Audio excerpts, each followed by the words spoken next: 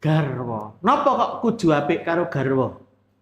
Lah kula njenengan saya kudu apik marang anak, marang bojo supaya anak bojo niku gelem dituturi dijak mlebu swarga. Nek tujuane ngoten berarti harta yang kita berikan termasuk sedekah.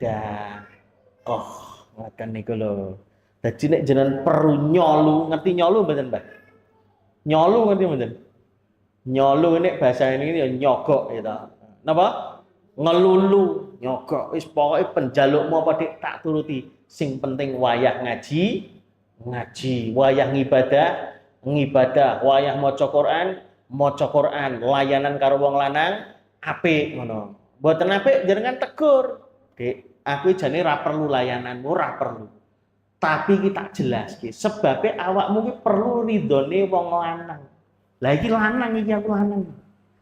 Ridho kuwi lho ndadekke kowe mlebu swarga. Mergo aku pengen kowe mlebu swarga, saiki manut karo aku.